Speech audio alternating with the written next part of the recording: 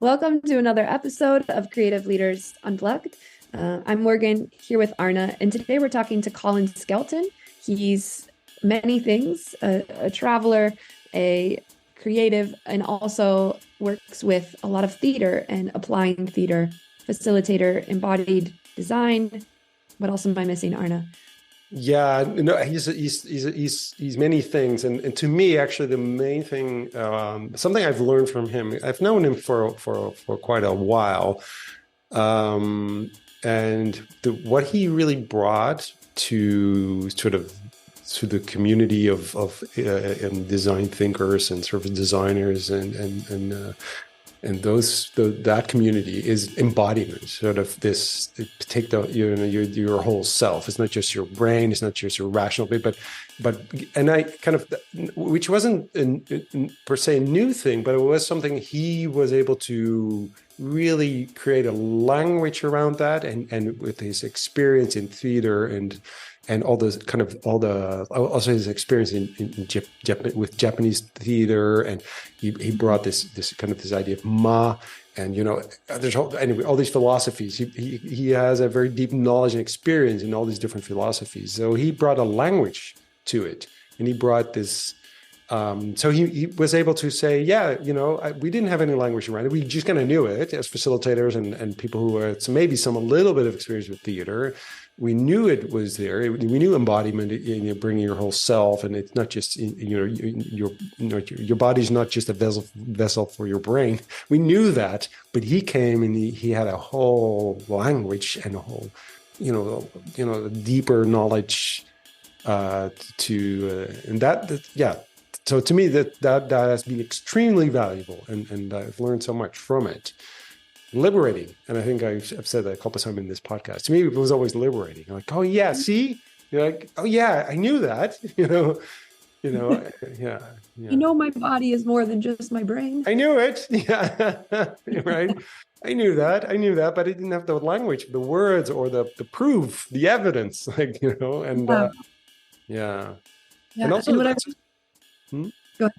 No, to me, great. No. We now have to edit this out. No, we keep it. This is life. I'll keep it, yeah, because I'm lazy. I can't edit. And no, but seriously, that's the kind of that's the creative leader, right? Who says, hey, here are all the other options. And you're like, huh? And I have the guts and the sort of I'm fearless in the sense that I'm going to show it, and we're going to talk about it. Not going to keep it away. No, I'm going to show it to you, and I'm going to show how it works. And yes, it's odd maybe, but I'm going to bridge that gap for you. I'm going to make it safe for you so you can actually start doing it. And so this kind of person that kind of gives you these options that you didn't even know were there, and gives you the language and builds the bridge so you can join him. And that, to me, that's such a beautiful kind of thing to be, I think. So I appreciate it. It's really, and we've talked a lot about different moments, like expanding awareness as well. And I think that's what a creative leader does, and what Colin does really well is, and also from what you're saying that he's contributed to the community, is that he's opened up this awareness as there's more than one way of doing things, and this is how we might take the next step. Exactly. Yeah. So I really I know that there were so many other things we could have talked to him about, and had to cut it off. We kept talking. Yeah, okay. I had to. Yeah. So I really want to see him back again, and so we can kind of continue this conversation, because he's one of the few people who kind of really talk about these things in such a profound way, in such a it flowed really easily, and somebody who came in with no knowledge or experience in how his way of working. He was new. I met him for the first time this morning, and it just flows so easily, and it makes a lot of sense. And he starts explaining things, and there's a red thread, and it was just really delightful and inspiring, this conversation. Cool. Okay. Well, let's listen. Yeah, I hope everybody's also inspired. So yeah, all right. Enjoy. I'm a traveler at heart. I'm comfortable on the outskirts of the town, and I also love to find my way in the middle of the chaos and explore and be stimulated by the madness and the organized chaos of society. And then I enjoy retreating again. I enjoy the anonymity of being in foreign places. I'm a creative at heart. That pathway was a bit of a rebellious one to get there, in contrast with the cues from my parents. And yeah, who am I? I'm just me, I guess. It's Ah. yeah. I'm curious to hear more about the cues of your parents. Well, my dad was quite a linear guy. He was a smart man, but very much he grew up quite oppressed by his parents, or certainly his father, who was a militaristic guy and never really gave him the space to explore himself a whole lot. But my dad was an accountant type of person. He always told me growing up, you must be in marketing or business. That's the only path. That's the only choice you have. And I was like, okay. And when I was really young, I kind of latched onto that and would speak about it in a way just to get his approval. But at high school, I was pulled into the school musical, and at that point, the school I went to didn't have a decent drama department or theatre department or arts department for that matter. And the year that I was in matric, my final year, we got a new music teacher who came in and decided that he was going to feed the school with a little bit of cultural juice. And I got pulled into being the lead in a musical. When I was a kid, I used to sing a lot, and I did that. It was really amazing to do it. I was always a very sporty kind of person. So Can I ask what musical? it was Godspell, actually. So I was Jesus. But it was an interesting moment for me because being very sporty, maybe you could say a jock, I guess, but I was very sporty and very passionate about sport, in particular rugby and water polo. And that won the approval of peers and teachers and certainly my father as well. But when I got pulled into this musical, my father wasn't really that impressed with it. And I got the approval and different kinds of interactions from people that I otherwise didn't at the school. Mm-hmm. And so it gave me access to a wider spectrum of people, which was really cool. And I really enjoyed it. So when I went to university, again, my father was business and marketing. That's what you got to study. And sure enough, I've signed up for those classes. And then I also signed up for drama as an extra subject. And I remember my father, why are you wasting your time with that? And that became the subject I poured most of my energy and attention into because it fulfilled me in a way that the others didn't. And so I ended up having an extra major in drama for my undergrad and then left South Africa when I was about 24 after my father had immigrated to the States. And that kind of set me on the trajectory where I am now. So what about your mother? My mom my parents got divorced when I was about 14. And so at that point, I ended up living with my father. My siblings lived with my mom for other reasons. And so my mom wasn't really ever allowed to work. She wasn't encouraged to work while they were together. So when they got divorced, my mom, instead of being able to follow her creative impulses, I think if we get certain traits from our parents, then I definitely got my creative impulses from my mom. That was already in her genes and in her family. But she had to get work and sustain herself in a way that was possible and viable. So she never really got to explore her creative side a lot, which she really encouraged me all the time. So I got that support from my mom. Right. I see. So your mother, but how did you see the creativity in your mother? I mean, what did she do? My mom would she was kind of like a magpie, which I like to do as well. She would always be collecting things from the beach or in the forest and come home and arrange them and put them together in little beautiful arrangements and then stick them on a backing and then put it on the wall and move it around in different ways. And so interior design was something she always wanted to do. So she always had that kind of eye for an aesthetic and in a beautiful small way would fuel that. And I have a mom like that, and so also quite similar in a sense, although in a Dutch context. But she, she's now 80. 80. Yeah, she's going to be 80 in a few months. And she is also from a generation where, when she had children, this is a weird thing that actually happened. She worked as a nurse, but then she got married, and then she was called into her boss's office when it was known that she was going to get married. And the conversation went like, "Oh, we're so sorry to see you go." Like, what? Because a married woman is not working. We were like, what? So, and she actually did want to, but she didn't. She also comes from a very creative family, but creativity, and making money, it wasn't such an easy thing. But interior design was also her passion. But what would also meant that every time I would come home, something was changed in the house. And after a while, I didn't even notice. So like the couch would be in a different place, and I would just sit down and, do my thing. And she said, "What do you think?" And I'm like, "What do you mean?" Because it changed every time.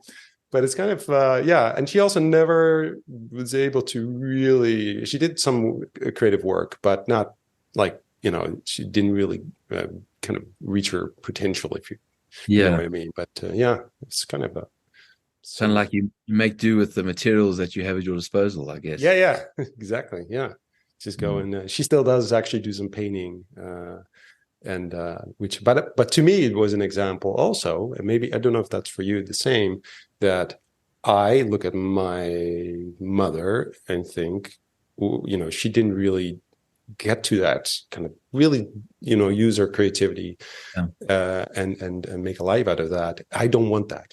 For myself, I are like, no, I'm not gonna compromise. I really want to go there. Is that similar for you?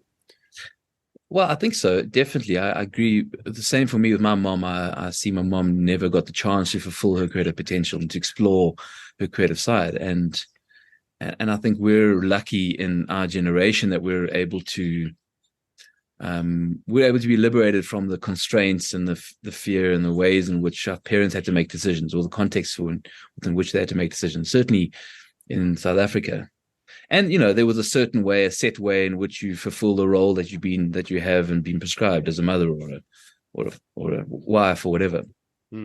So I cannot compromise being who I am and following my creative impulses. Yes, it's important to make decisions that make them sustainable or viable.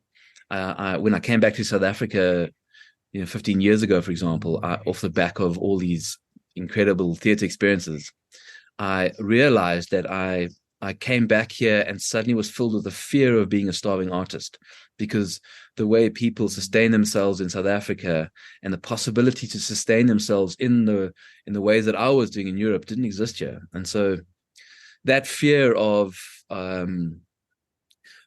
being in a place where often creative pursuits aren't as are not as valued in society as perhaps they were in the Renaissance period, But certainly that's always been a bit of a balancing act for me, and to manage that fear of not succeeding or not being able to be creative. And I never wanted to be creative, be forced to be creative and have to be creative to make money. And this act has to be a financial outcome. And that, I think, is stifling. Sometimes that those two are not incongruent. And that's kind of the goal, I guess, for it to be financially viable, because I don't think there's any reason why we can't be creative and thrive financially. But certainly I'm, I think like all of us, we're looking just to fulfill our creative talents and discover them as much as possible. Yeah. And you mentioned that you were, from South Africa and then left for some time, then are now back in South Africa. What were you doing in those years that you were not?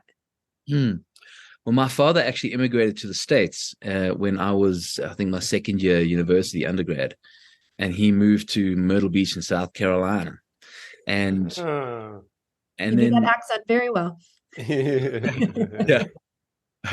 And so I actually, when I finished my undergrad, I went over to the States with the idea of perhaps living there and being with him. And I realized very shortly after that I wasn't going to stay there. And I said to him after 2 weeks, look, I'm going to go back to Europe, because I'd been in Europe a month before I went to the States. That was my initiation into the rest of the world. And I Yeah, so I left America after 6 months. South Carolina is not exactly the most exciting part of America. It's very particular. It's the Bible Belt, and it's very conservative, and it just wasn't my thing. And so when I went, but while I was in the States, I met a Norwegian woman, a Norwegian girl, and we fell in love. And she went back to Norway, and I came back after 6 months to visit her, and ended up in Norway. As I say in Norway, you either come to Norway for oil or love. Exactly. Yes, I know this. Yes. Yeah. No, Anna, you spent some Yeah. time. Yeah. Also because of a girl. Yeah, Yeah. yeah. But also a beautiful country. Beautiful. To me, at least at that time, I still think it's a beautiful language. But also, I was also really interested in music at the time. So I was playing in a band, and I really wanted to kind of explore music. And Norwegian music, there's something like traditional music. There's something interesting about that because it goes. I mean, there's like it has connections to Scottish and Irish music, and so to me it was really fascinating to kind of go into music. But then when I was there, so I went to folk high school. And in Seljord, which is in Telemark, which is like in the middle of it's beautiful, amazing nature, very small town. But I was going to that school studying music and Norwegian.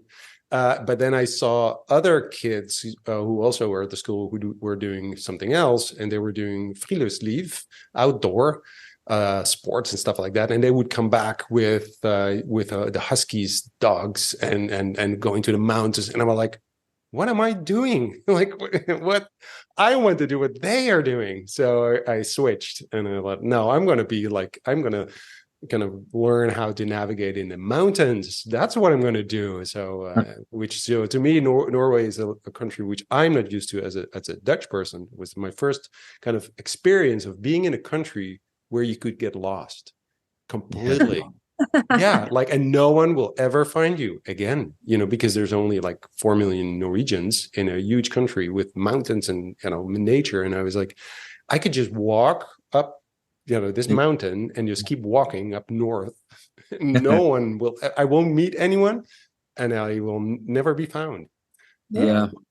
But it's actually a very big country. I don't think people realize how big it is. Yeah, it goes all the way up to Russia, which is like really narrow, but it's kind of, how did they get that country anyway? How do they say, yeah, you keep that little, like, why do the Swedes and the Finns say, yeah, you get that little narrow strip of, because probably nobody wanted it. They're like, why would you want to be up there? But it's huge. 75% of Norway is uninhabitable. Yeah. Just because of the geography, as you say. So it's very, very sparsely populated. And as you say, it's a long country, but at the bottom, it's kind of like a tadpole. It's got the head at the bottom, and then the tail runs all the way to the top. Beautiful country. Probably the most beautiful country in the world I've ever been to. I'm always speaking about Norway and the beauty of Norway with such awe. And it's incredible. Beautiful. Yeah.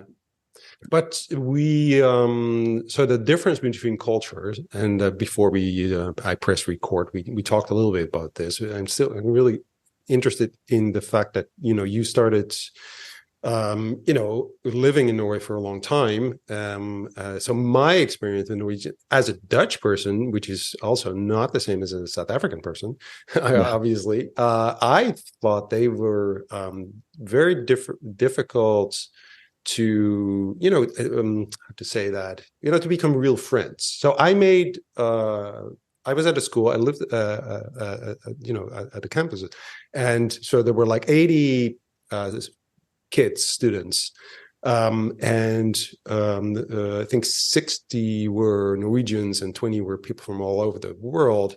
I made like 20 friends. Oh no, 21, and one of them was a Norwegian. One of them, oh boy. Like real friend, like, because they were very individualistic. But also you're a foreigner. When you're a foreigner, you're a foreigner. But it's not just they're not nationalistic in sort of a sense that we kind of familiar with. They also wanted you. So if I would kind of be critical about the Netherlands, which Dutch people always are, is it shit country? They didn't want that hear that. They were like, you should be proud of your country. They were like nationalistic, but they felt that everyone should be, at least the way I kind of. But to me, it's like this weird kind of being so proud of your country, and Norwegian flags everywhere with Christmas, like the Christmas tree, or all Norwegian flags. And I was like, what's going on? You're crazy. They decorate their Christmas trees and their national flag. Yeah. There's flag everywhere. Every opportunity they have, their Norwegian flag is there. Well, I mean, it's the same could be said about America, for example. Sure. Yeah, too. But for a Dutch person, it was like, I'm allergic to these things. I'm like, crazy. So culturally, there was a big difference, but also in the way, how people kind of let you into their home, really, or their heart, if you will. So how did you experience that as opposed to being living in South Africa? Well, I will say this from the outset, though. Obviously, I grew to love Norwegians and understand the culture, but in the beginning, it wasn't like that. Of course, love brought me to Norway, but we didn't stay together, and essentially, Norwegians and the beauty kept me there. In the beginning, it was I would judge everything that was different from what I understood and was used to. I was a young man; I hadn't been exposed to the world much at all, and so. If someone, a small example, I remember on the very first night I arrived in Norway, and my girlfriend at the time took me to a bar. And in fact, that bar was called Garage, which is still there to this day. 1 week before I arrived, Nirvana, the band, had just gone global. They went huge, but they were going to be playing in that bar that night. Really? By a week. Whoa. But I remember standing and talking to my partner and my girlfriend, and a friend of hers arrived and walked in and started talking to her. So the three of us are standing together. And I, in my culture, it's completely normal. It's so rude if you don't go, oh, by the way, this is Colin and this is Peter or whatever his name is. And that didn't happen at all. So I stood there waiting for the introduction to happen, and it never happened. Eventually, I had to kind of introduce myself. And he looked at me a little bit strangely, like, okay, yeah, whatever. And so I thought that's really weird. I thought this is rude, And so those types of interactions happened for quite a long period of time. And I had to temper myself because I realized I was becoming triggered by it. But eventually, of course, I realized that this is just a different way, a different lens, a different way of being and expressing culture. And I'm the one losing out if I become frustrated by it. And it wasn't really fair to judge just foreign culture without understanding and knowing it. And so I actually set myself a task of learning the language as well as I possibly could. And in that way, I also recruited local Norwegians to help me learn the language. So I had one or two sentences that I had figured out, like, in Norwegian, I'd say, it's fine if you laugh at me, but please correct me or please help me. Or if they started speaking English when I was stumbling through Norwegian, I'd say, I want to learn Norwegian. Can you just speak in Norwegian? And they'd be really happy to do that. And I think that helped me understand them a lot more, because I realized that they, in the small ways that when you start assimilating into culture and you start understanding more and more through the language and through time, that it's just different. And judging a culture based on what you don't understand yet, I think is shorting yourself and everyone else. But that's a really important mindset. I think you learn when you travel, especially when you live in other countries, even if it's just for a few months or so. But because later in life, especially if you start working on international projects, you start realizing that it's you should approach these things with curiosity. Right? It's like, hey, this is interesting. Instead of saying this is weird, this is stupid, you go like, this is interesting. Like, why? I don't understand this. I want to know. Like, tell me. I have that all the time, like in Asia and also in Norway. Like, I started working in Norway years later. Not too long ago. I was doing these projects, and I remember having a meeting. And so I'm in a room, and there's people in the meeting room, and I'm sort of in the back, and people coming in because it's a big meeting and a big table. No one comes to me, shakes my hand. They don't come over. They don't come over. I'm like, in my culture, we shake hands with everyone. Like, you need to kind of say hello to everyone in the room, but no one. And I was like, do I now go approach them? Like, am I going over because I have to kind of really get past a lot of people? And like, because I know, like, those little things, and you go like, is this a cultural thing, or am I just missing something? Like, something I just don't know. And like, Yeah. maybe they're confused, or am I confused? Who's confused? Are we all confused? I don't know.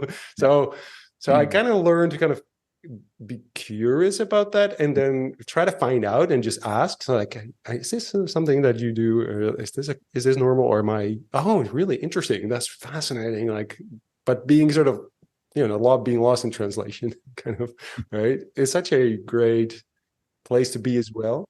Sometimes you learn the hard way.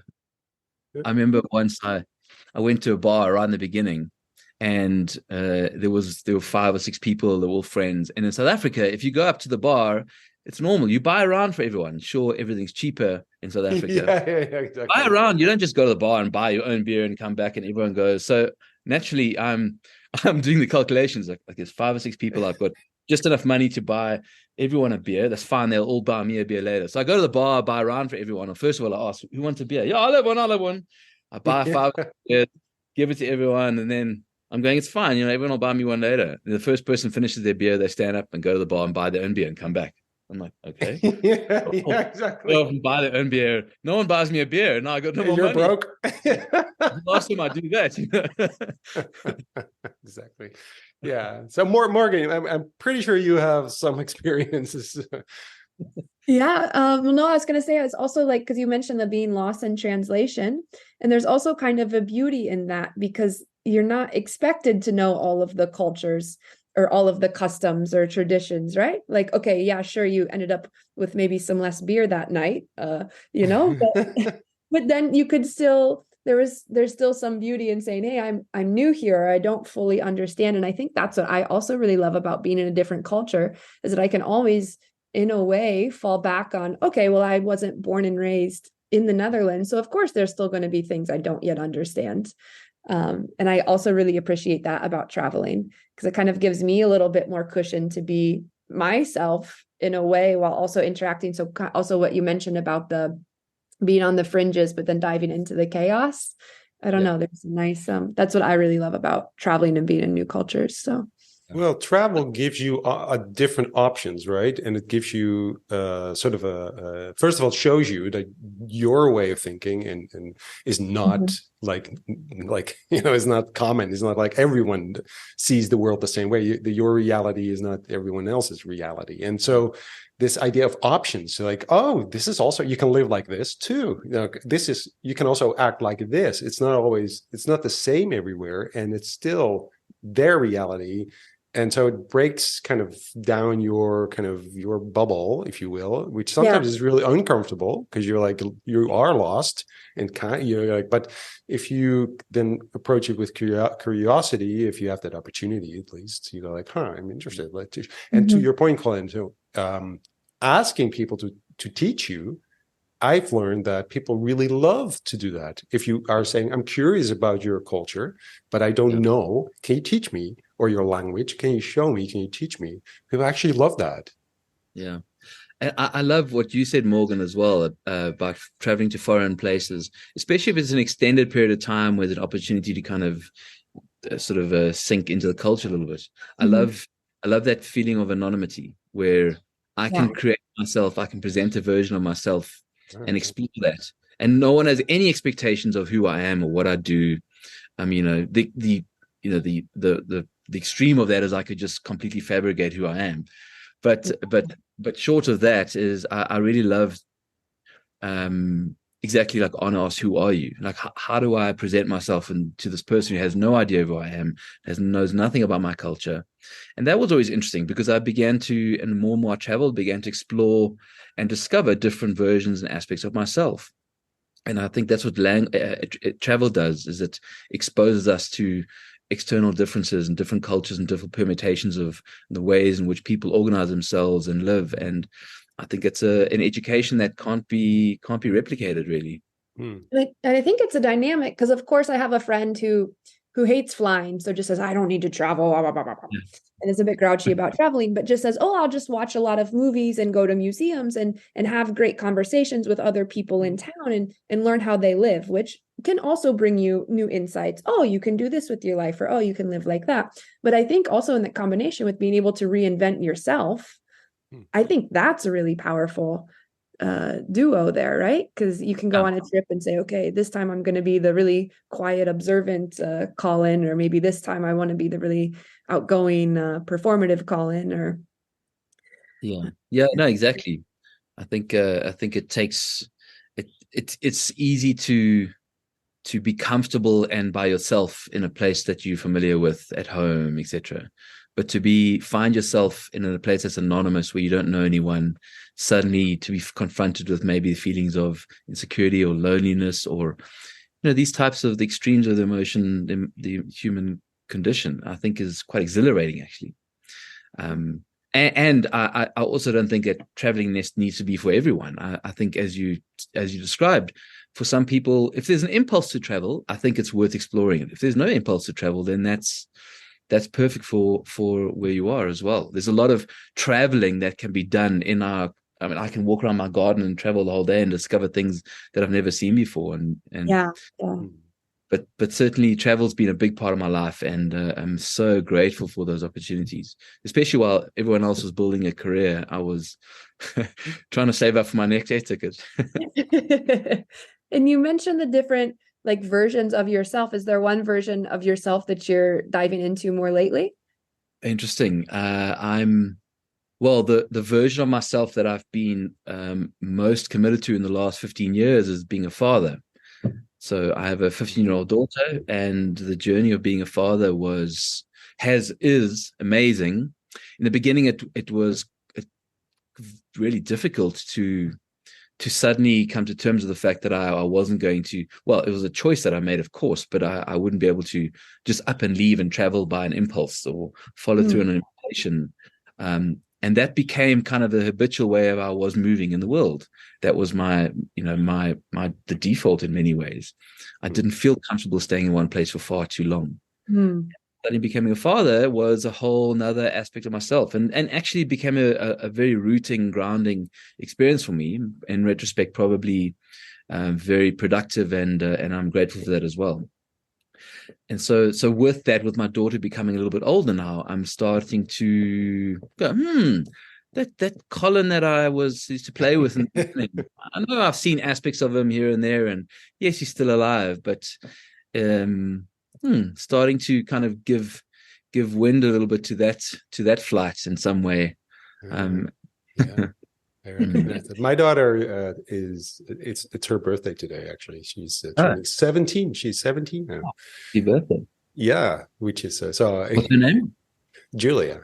Okay, cool. So she's 17. So I'm reminded by that the day that she was born, obviously, just today. Is she your oldest?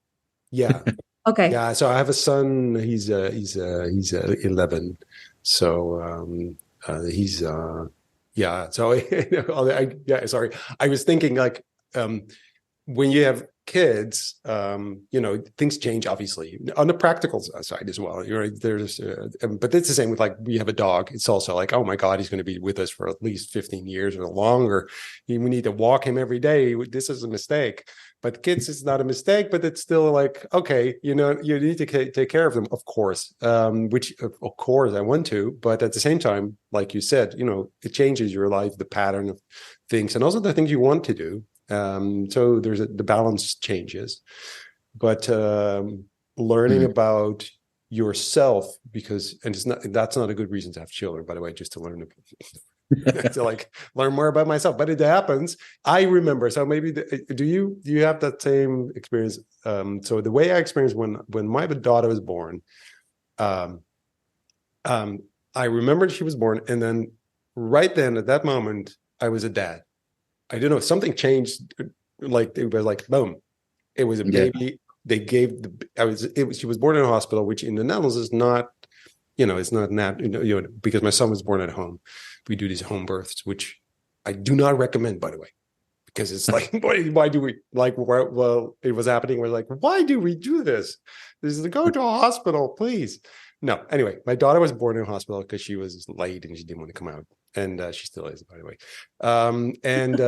Yeah, and anyway, they gave the baby to us, which felt like that. Yeah, like, here's your baby. After they measured her and weighed her and checked if she was okay.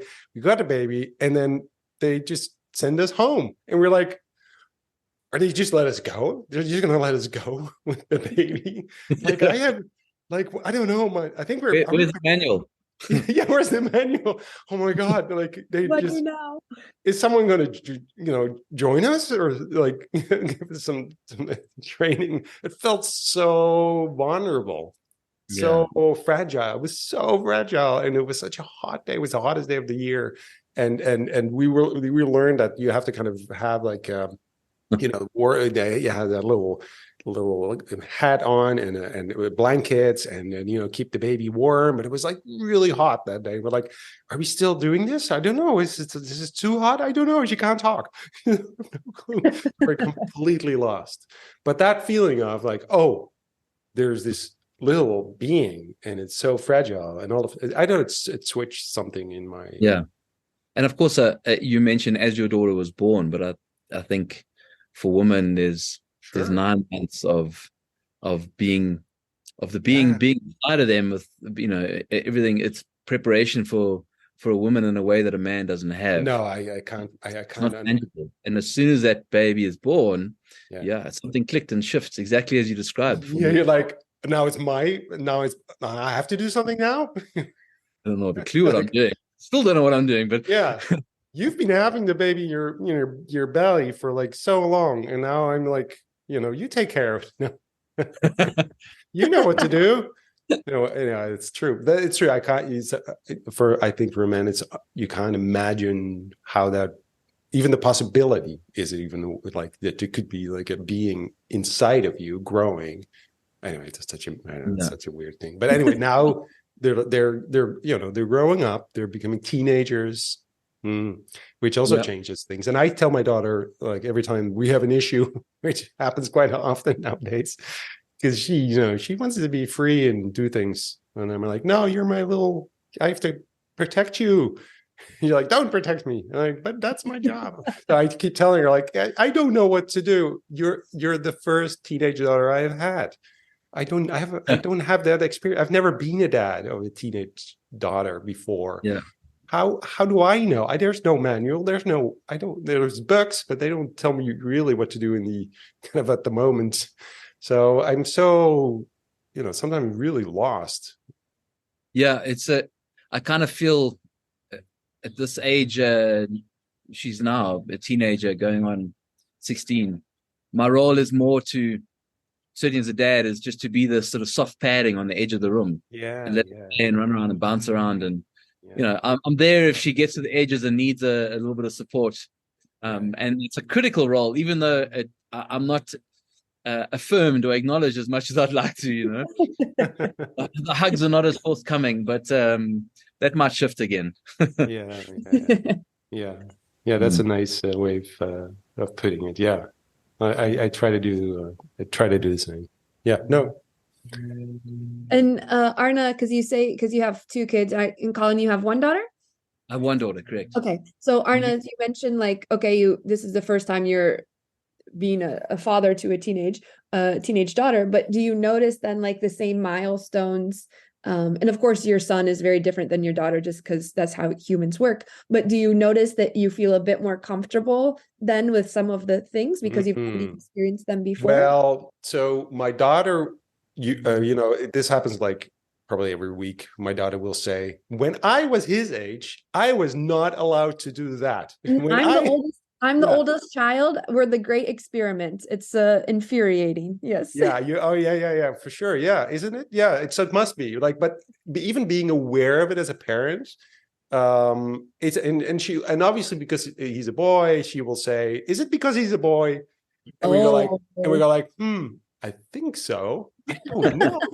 Maybe it is. I don't know. I can't remember. When I was 11, I could not go by myself to this place. And he can just go alone. Like, and you know, I was like, I can't remember that anymore. I don't know. It's like, couldn't you? Yeah. So yeah, for sure. Yeah. So being the oldest one, I think is, yeah, you are kind of the pioneer and you're kind of stretching the boundaries. And we go like, with him, we go like, yeah, fine. You know, when can I come home? Anytime. I'm the oldest of three, and we're all like 2 years apart, so quite a close. But you can see like the waves of like, okay, more strict. Like this is exactly how we do. The middle child is more like, okay, we loosen up. Okay, we still and then the last child is just, yeah, do whatever you want. Yeah. Well, yeah, but you can tell, like, if you're the younger. So I have a sister, she's 3 years older than I, but she, for instance, she tried to fight for a few things that she really wanted to have. Like, but my father was like, no, you can't have that. And so I kind of like, I didn't even fight for that. Or like, nah, I don't need a moped, you know, Yeah. and I'm like, no. All right, fine. You know, I didn't even consider that because I already knew the way my parents responded to my daughter, to my sister. Yeah. So I think I think I see that in my son as well, that he goes like, all right, I'm going to lose that battle. So I'm not going there. So I'll go Maybe there. that's what's happening. That's maybe they're like using the prototype of the older child to figure out where they go like, okay, this is exactly here. I can kind of can get this done. Maybe this, maybe no, not that. They're smarter because they know they've seen it, right? Yeah. So Colin, do you have any brothers, sisters? I have an older brother and older sister, so I'm the youngest. So as you said, my parents made all the mistakes with them, and then I came. Are they in marketing? No, they're not. My brother's a teacher. My sister, he lives in Venezuela, and my sister actually lives in the States. Okay. Yeah. So no one went into marketing. No one went into marketing or business, much to my father's dismay. Yeah. Well, I did go into business, but many years later, even after all my theater experiences and education, and when I started a business, he said to me, "It's good to see you finally gotten serious about life." Oh no! What are you talking about?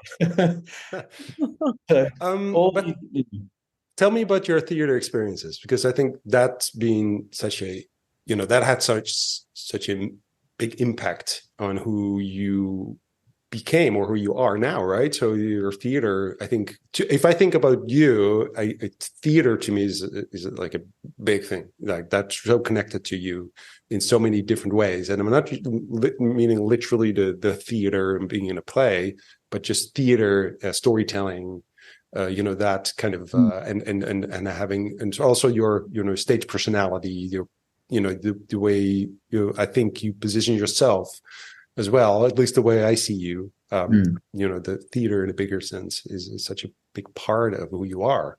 So can you talk a little bit about what your theater experience was and what you did?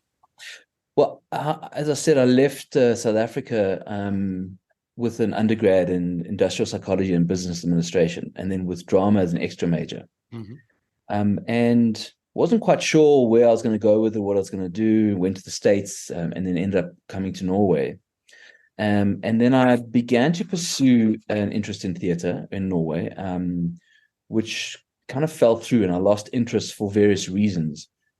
Slightly disillusioned by the institutionalized way of theater and quite a kind of linear way of doing theater, and wasn't exposed to the right impulses. And then ended up doing lots of other things. I did a degree in comparative politics in Norway, et cetera. But then my interest in theater was reinvigorated by meeting my Russian teacher, and I started becoming more and more involved in what's called the European Association for Theater Culture, and I was exposed to a whole new paradigm, a whole new way of creating theater, a philosophy in theater that I wasn't exposed to before. And it suddenly was, wow, okay, it's kind of like traveling in the world of theater. And suddenly, hey, different ways in which I could do this. And I'd never really been, at that point, I'd seen myself as maybe an actor in theater and a performer, not even the word performer, just as an actor. And suddenly I realized that there's other roles within theater that better serve me or kind of are calling me or are more aligned with who I am, and specifically as a theater director, but also in this experimental way of approaching theater making traditions, the physical theater. And so this started a whole journey of travel around the world, both for admittedly hedonistic purposes, but a lot of the time, and most of the time, doing theater research and exploring anthropological forms of theater and performance, a lot in the East, in the ways that theater and performance is integrated in society. I mean, I can think of Bali in India. I spent 8 months in Japan studying the oldest form of theater in the world and a contemporary form called Buto. And all these experiences really, really ignited a whole new aesthetic, or at least an impulse to follow a different path. And so the theater making traditions became a big part of the way I was developing myself as an artist and a creative.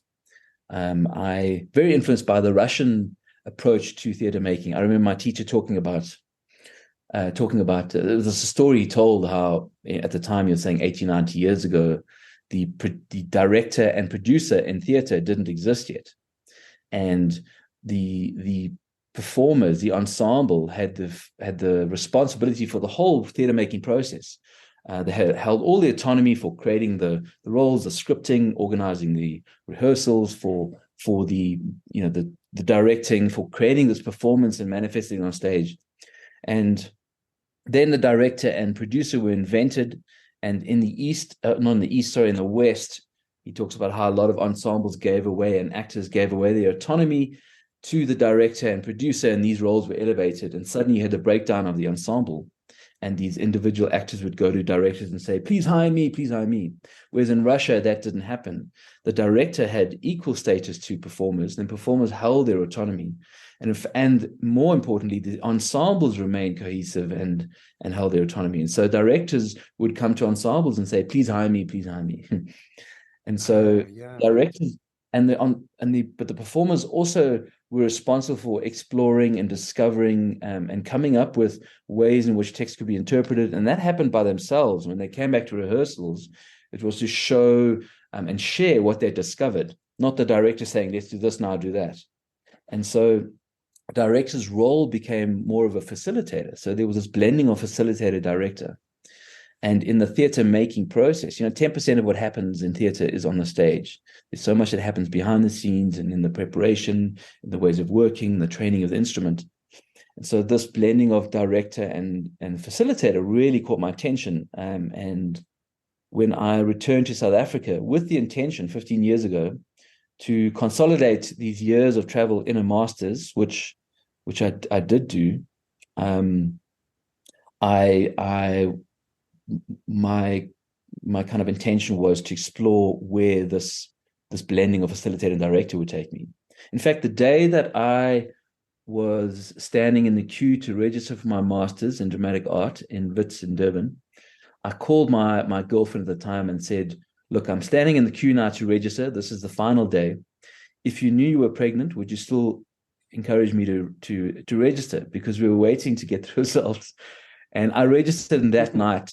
She called, and that night we got the phone call and said, you're pregnant, so you're going to become a father. So I was thrown into that headspace. The day that I registered for my master's, suddenly I was going to be a father. I thought, how the hell am I going to make this financially viable or sustainable? And so I started a dual route, and I became an entrepreneur as well. And I've worn two hats since: the route of facilitator, theater person, and also as an entrepreneur. And that's been, and then my journey pivoted during that master's into the applied space and began to explore myself as a facilitator in organizational contexts, various contexts, but with the theater director facilitator hat on. Which is something I've, theater and facilitation is something that is you see that quite often. People who have experience in theater, or I myself have also a theater experience. Hmm. To me, having been on stage, for instance, is such a huge influence on me as a facilitator. Being able to understand sort of the dynamics of your stage personality, and being able to kind of read the audience, if you know what I mean, and sort of kind of that feeling of the energy in a room, but also being vulnerable, and knowing how to be vulnerable and how to kind of do that. I think theater is such a. I always advise everyone who wants to be a facilitator, to go do theater, improv, even better. It's something that do something that you don't even can't even predict it's going to happen. So I think it's just such a powerful now sort of. It's such a logical combination. It's like, yeah, duh, of course you do. But I can imagine that at that time that wasn't, right? Because that's kind of relatively kind of a new awareness, at least that I have. Like, yeah, lots of people who are in facilitation or are really good at it have some kind of experience in some form of theater, some way. Yeah. But how did you kind of, was there a moment where you go like, these skills are actually, in a business context, these are really, really useful? Yeah. Well, when I initially, I knew just from a place of wisdom. In other words, through the experience that I had, that there's a whole trove of intelligence that I've learned in terms of my ability to navigate my own internal somatic space, the ways in which we theater people can explore and interact with others in space, and work in ways that I knew were not normal for people that aren't exposed to theater. Look, anyone in theater will go through years and years of training, which invariably means shedding the layers of inhibitions and shedding layers of resistance to working in these kinds of ways. But essentially in theater, and I can track my journey, and I guess anybody will be able to track that journey. And I mean, there were moments when I would be in the middle of a deep process somewhere in exotic, and I would suddenly be a fly on the wall and almost be my dad's persona going, what the hell's going on here? This looks like a cult. And I would be Yeah, a little bit exactly. self-conscious for a moment, and then I'd think, oh, this is incredible. And I'd be so grateful, and just dive straight into it again. And so in those moments, I did not have to evaluate the value of this work in the context of society and getting a job. It was just what I was doing, and I was immersed in it, and it was in the moment, and it was really, really rich. But so when I came back to South Africa and started with intention to apply this work in organizational spaces, I didn't know how to talk about it in a way that would have traction, in a way that could express the value it had to offer for people in business. I was still formulating it for myself. All I understood was intuitively that there was something really profoundly valuable about this way of working, and certainly and my journey was to find a way to talk about it and to express it and make it accessible, and that is still my journey. And I think I've come quite a long way, but I've got a long way to go still. I actually in the beginning shied away from even using the word theater. So even if I'm bringing methods or techniques from the theater, I would try to not talk about it as theater, because I noticed that as soon as I use the word theater, there's an assumption that I'm going to be standing on stage and entertaining you now, and you're going to sit back. And so in the applied theater space, people like Auguste Boal with all of his work in forum theater, terms like spectactor, where you're blending spectator and actor, where you're closing the gap between the invisible curtain, standing on stage, and a passive audience, where actually you're bringing the two together. And so allowing people to have experiences that can then be reflected back into the rational, into the work they're doing, I saw as a way of accessing the potential in terms of embodied intelligence and embodied awareness, and expanding the ways in which we perceive the world and the ways in which we think and then act on the world. So I don't know enough about theater to have a really deep conversation about it with you. But there is I somewhere, I think there's a Russian form of theater, and maybe that's also what you were talking about, where you actually don't have that fourth kind of wall, right? Between, so where actually the audience is shown a situation that they are are being asked to kind of agree or disagree with, or to kind of fix or not, or so there's like a they were shown, and I think it's also something in South America, kind of a form of you're being shown you're like a industrial, CEO, director, and then the workers, there's a revolution going on or something on stage, and everybody's in the audience kind of participates in this kind of scene. So again, I don't know enough about this, but that blending of sort of these two kind of, which in sort of in Western, like, theater, that's not what you do. You, as an audience, you sit and you watch, and you're expected to applaud at the end. But is that something that also is that something you have experience with, or is that also part of that Russian philosophy? Yeah, well, certainly not only Russian, but all over the world. I know, I'm not exactly sure what you're referring to, but certainly what comes up to mind is invisible theater, for example, which again was one of Augusta Boal's ways of working, where the audience would they would invariably become an audience without knowing it. So, for example, I remember one story was in Sweden. There was some kind of a law passed around a pregnancy. I can't remember what it was, some kind of a maternal law. And there was quite a hoo-ha. The society weren't all that happy around it. And Augusta Boal went to the troupe, and on a ferry boat, one woman was pretending to be pregnant, had a big fake kind of pregnant belly, and her husband got into a very loud argument, fake argument, and it pulled in some people who didn't realize it was actually an act into this argument, and they started arguing, and everybody started having this wild kind of raucous engagement, and then the actors just kind of slinked away. And so that's kind of one example of what maybe you're talking about. But certainly people like the Poor Theatre, Grotowski, who was a very famous Polish director, he said, if you take everything away, take away the props, take away the lighting, take away the clothing, the costume, the script, everything, what are you left with? Well, you're left with just the human body. This is the Poor Theatre. He used to have audiences positioned in the middle of the performance. So you'd walk in, there were chairs everywhere, and the actors would perform around them all over the place. Obviously, you're a performer then. But this idea of bringing, of allowing the spectators to be performers and actors in the process themselves. This is where, such as in role play, and then to be able to reflect on what you're doing became really useful and valuable tools and techniques that offer value in more facilitated spaces, creative processes and contexts, etc.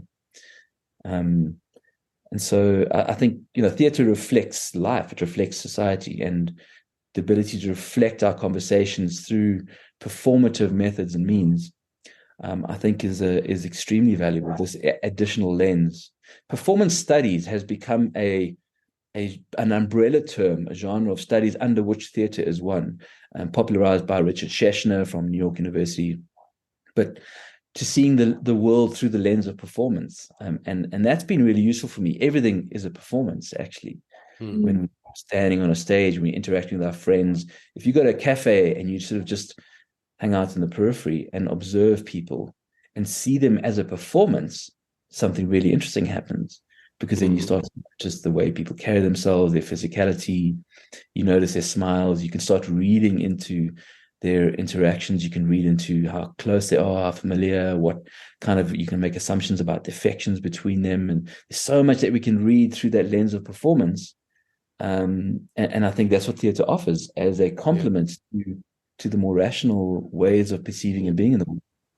Which somehow connects to this idea that of you, if you go into a new culture and you see things as a performance, instead of saying, hey, it's weird, it's not supposed to happen this way. If you look at it as performance, you can analyze it and start to kind of you see things differently. It's a different lens of looking at sort of situations that you're in. So it's really interesting kind of way of thinking. And we also perform our cultures, we perform our identities, we perform, we perform what we're exploring. We perform our interactions and engagements by virtue of our being in a physical body, acting upon the world and behaving in certain ways, saying things.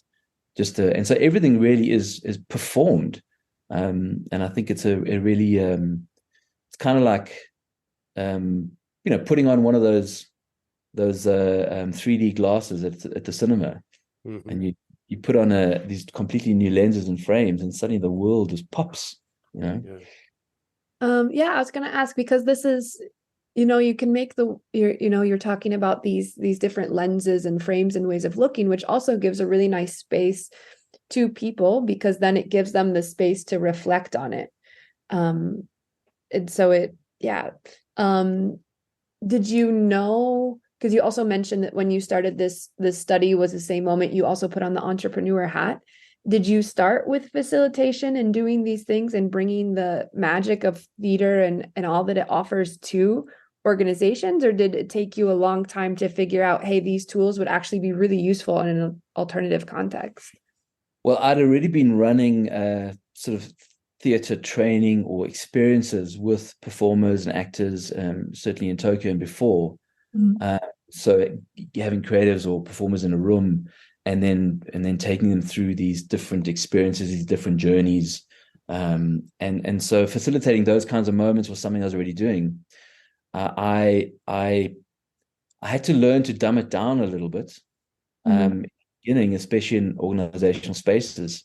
I noticed, I was very surprised. People just did not because they lacked intelligence for it, just because we make different choices in our lives, and some people just were not exposed to those years of peeling back the layers of inhibition.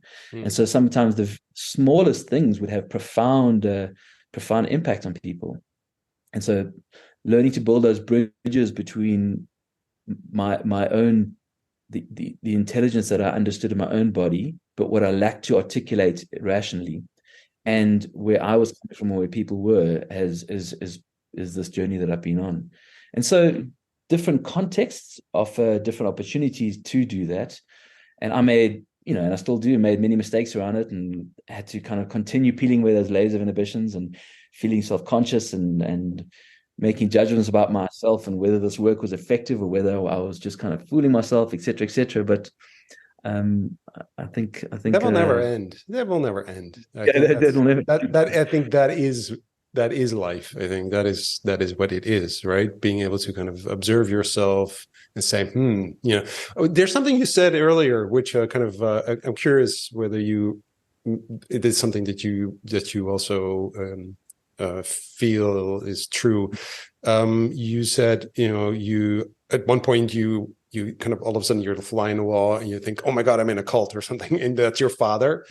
Is that because, and again, I mean, I can only relate to things that are similar to me, because to me, I have a father who's more like the sort of the scientist, basically. He was worked in labs. You're a rational person, and my mother's very creative.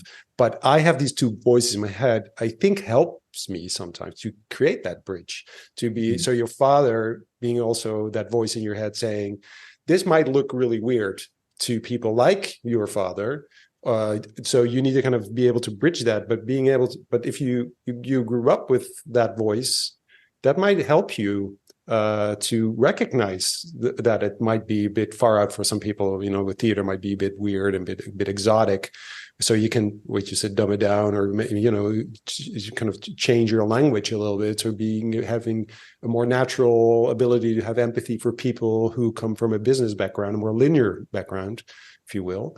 Is that something that might be true? Yeah, first of all, I think dumb it down maybe is not the right way to phrase it. It's more like to temper it and to strategically design it in a way that is of value and will meet the audience where they're at. And I think that has required me to gain a better understanding of where people are positioned, where they are. and so that I could bring it position in a way that's of value. I think my father's voice was often riddled with fear. It was came from a fear-based place. You're not going to have enough when you're older. You got to save for pension, and and also he didn't understand. He promoted what he understood and what was safe and familiar for him, and that was his journey. And I think he projected that onto me, and I'm sure the intention was always to protect me, and he wants what's best for me.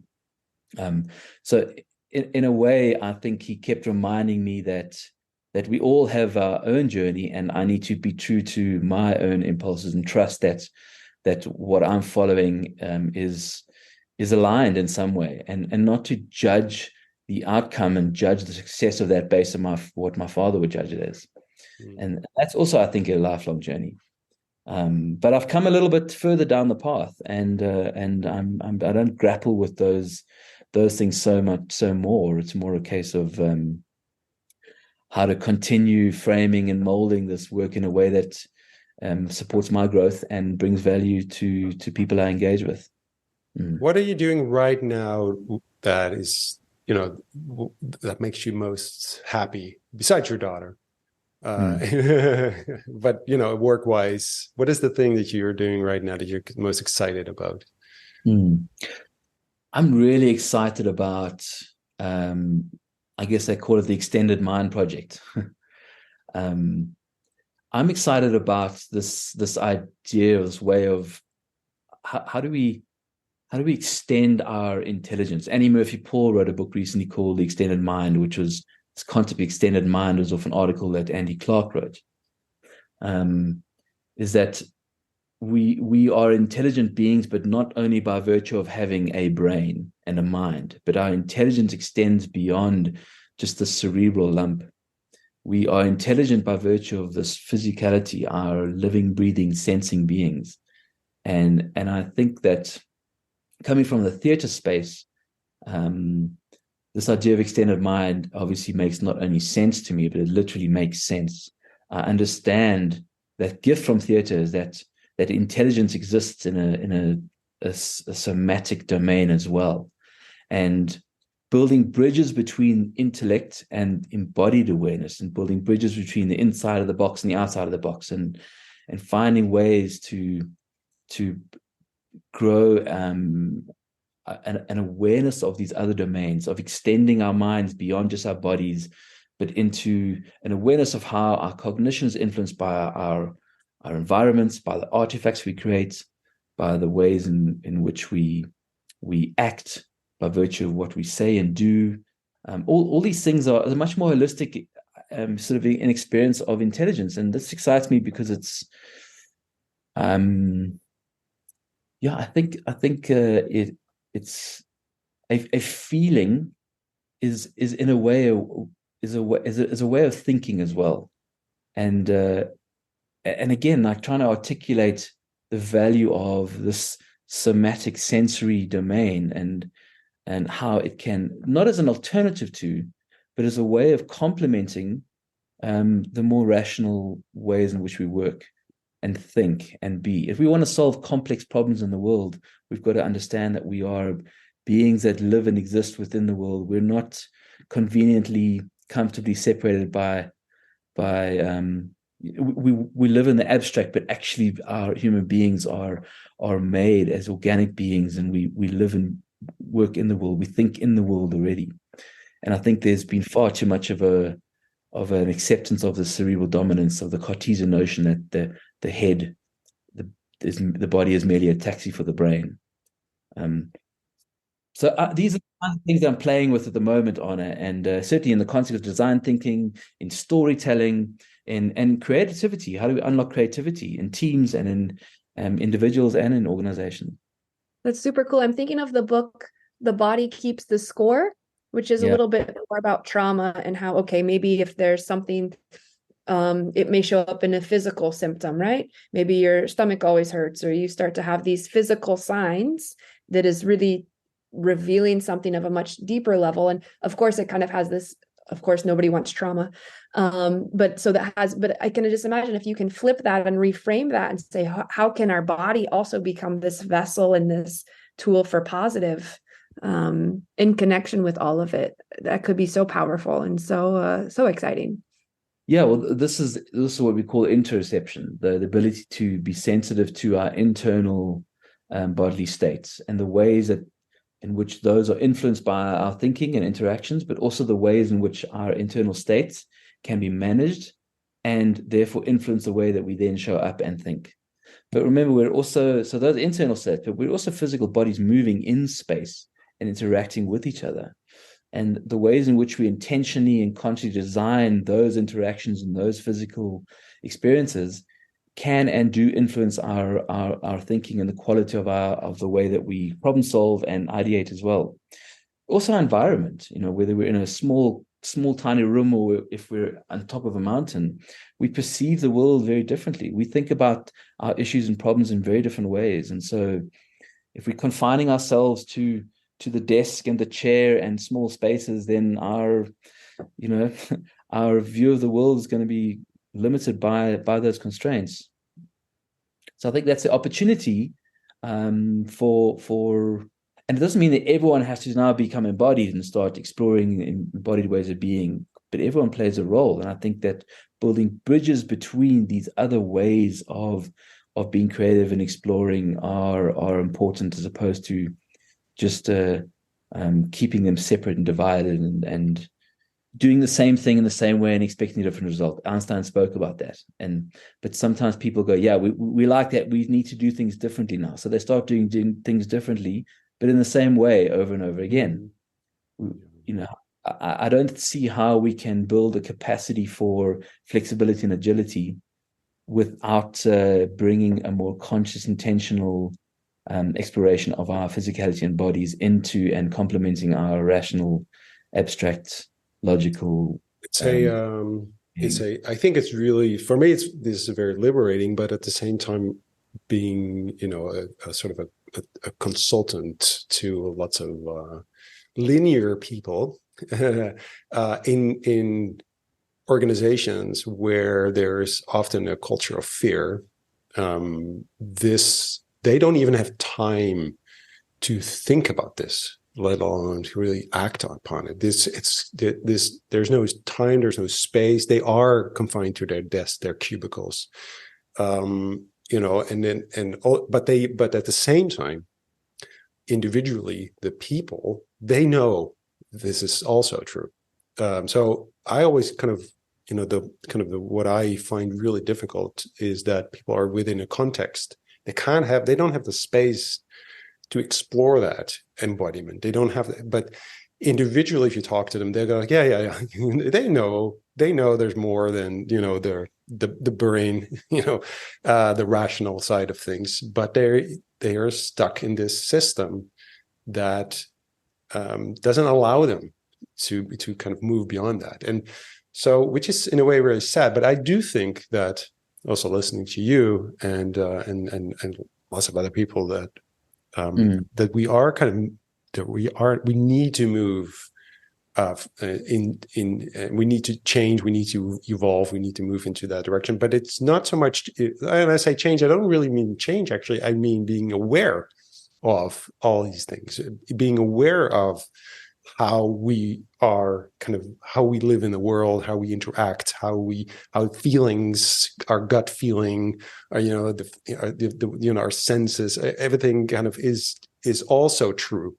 And I don't know, I think we're there, but I think we're kind of, there's been a shift. It's probably something that we've been part of for a long time, maybe not being aware of that. But there's something happening why these things are coming to the surface. So what you're saying, I think that is, to me, that's sort of what we should talk about. That's something that should be part of every training and every curriculum and everyone at school, starting with kids even.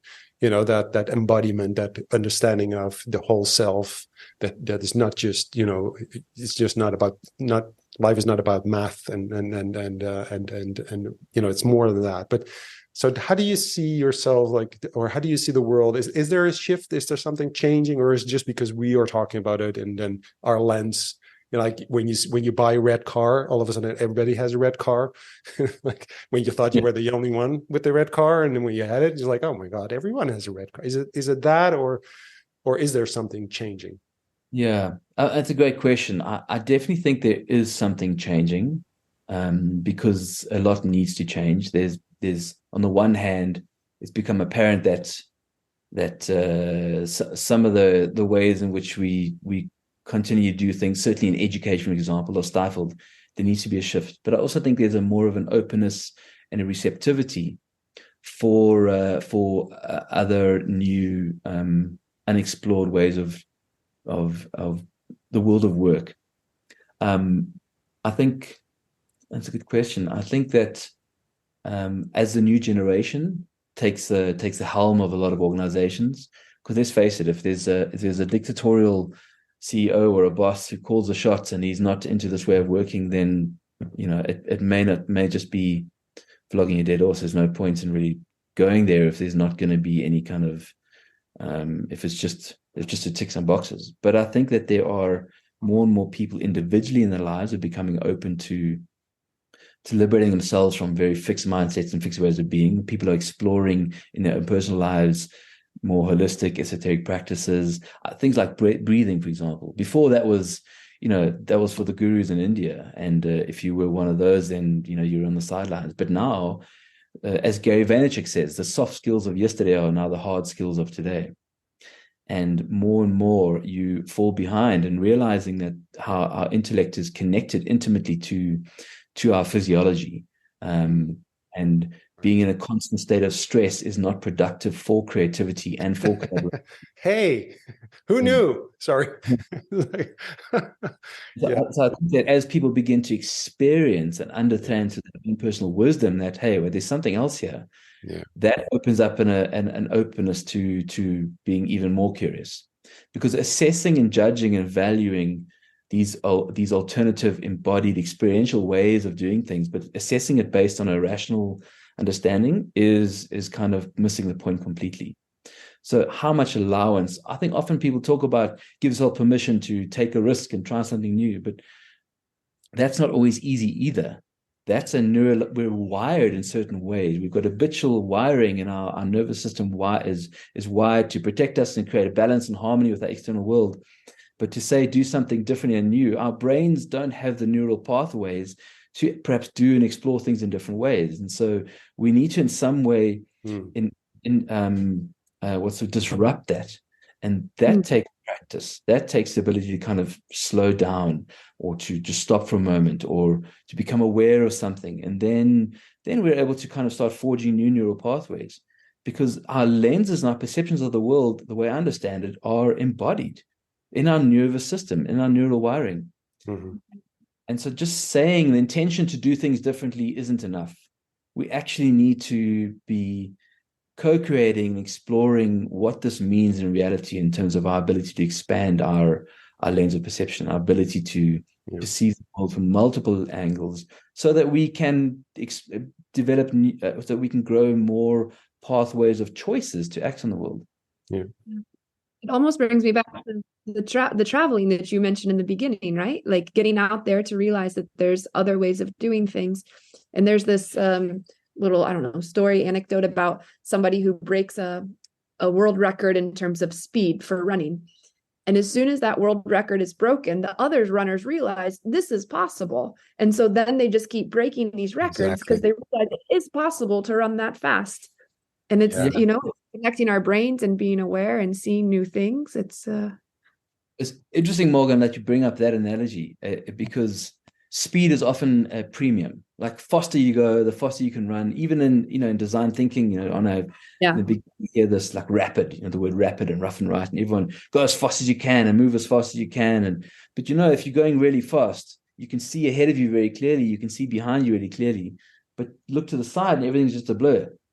And so what about only way to sort of see that landscape and appreciate it is to slow down, maybe even stop, get out of the car and go towards the bush or the terrain there and touch it and feel it. And Yeah.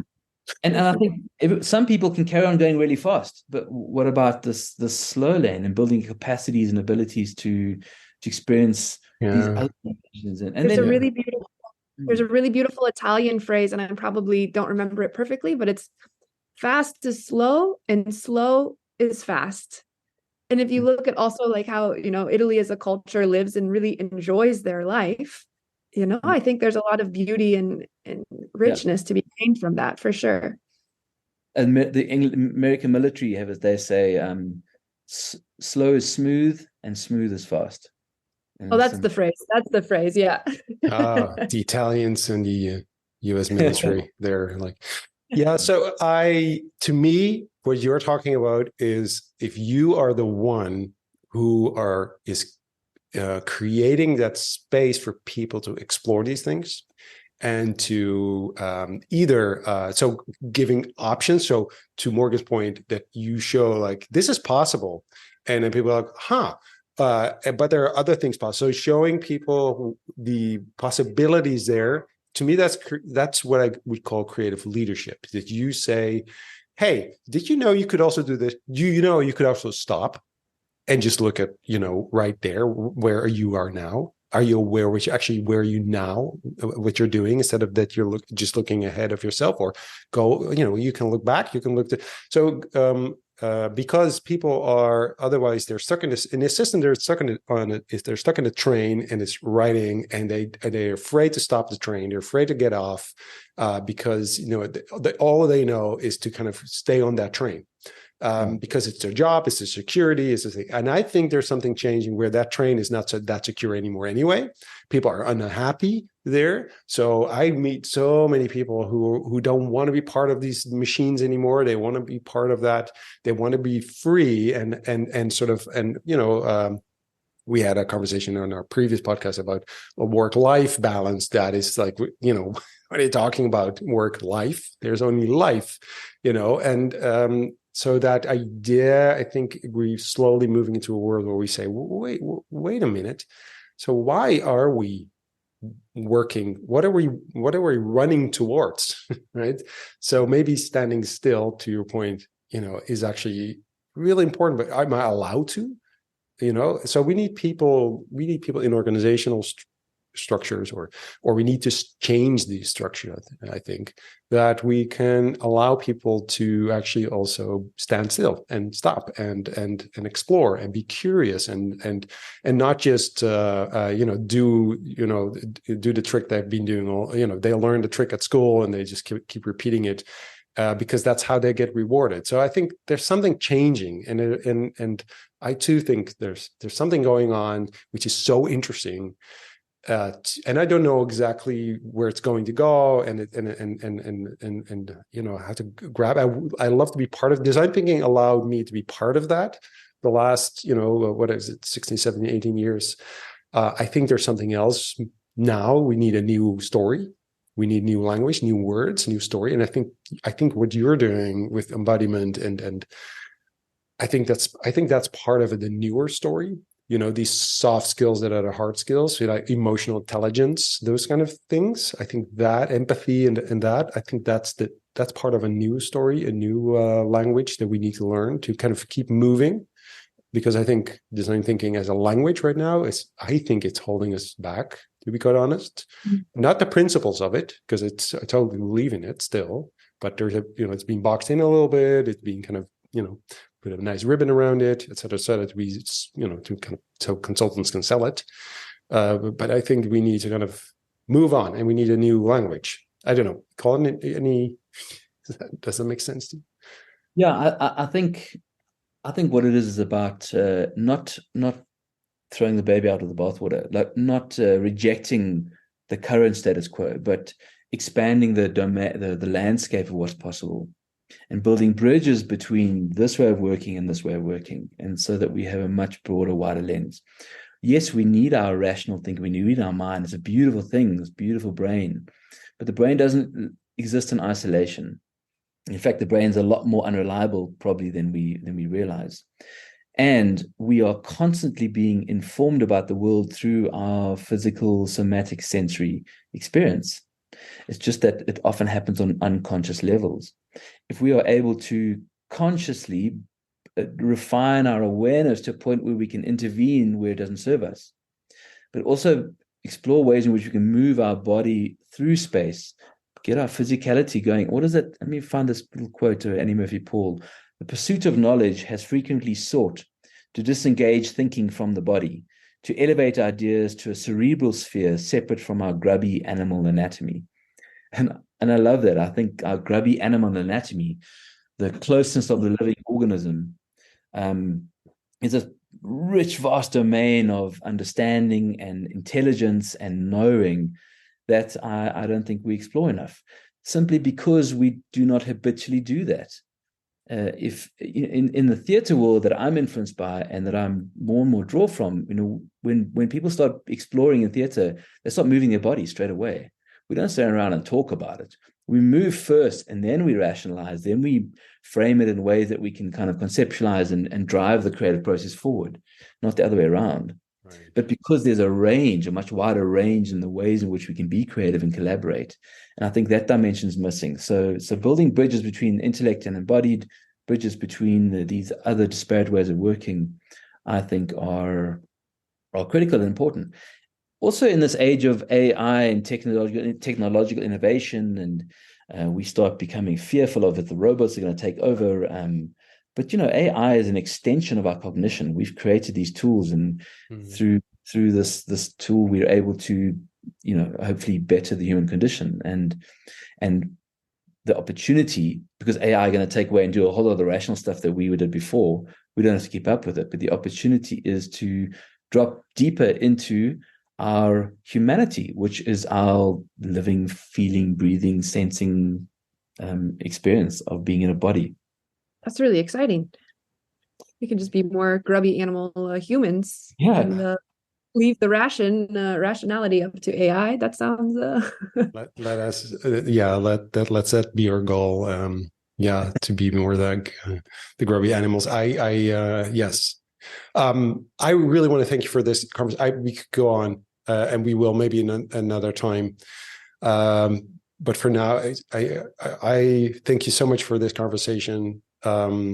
I think all of the things that you're about, and you're talking about, and this, to me, it's really liberating. So I love that, and it makes me so hungry for going back to theater experiences and learning more about that, and kind of, because you're so right, and there's this whole world out there of theater that I don't know anything about, but there's always this voice in my head saying, this is so interesting. So I want to know more. So thank you for sparking that, kind of putting a spark back into my my world again. So thanks. Yeah, thanks. And it's also very inspiring for me, because sometimes, of course, I look at the world and I say, oh no, this is not going well. But then to know that there's people out there embodying and thinking about these things and bringing them and helping people experience things in new ways, that's what inspires me. It's like, okay, it might not be as bad as I think after all. So so thank you so much for sharing, Colin. Yeah, thank you, Morgan. Thanks, Hane. It was great. Lovely to chat with you both. Yeah, thanks so much. All right.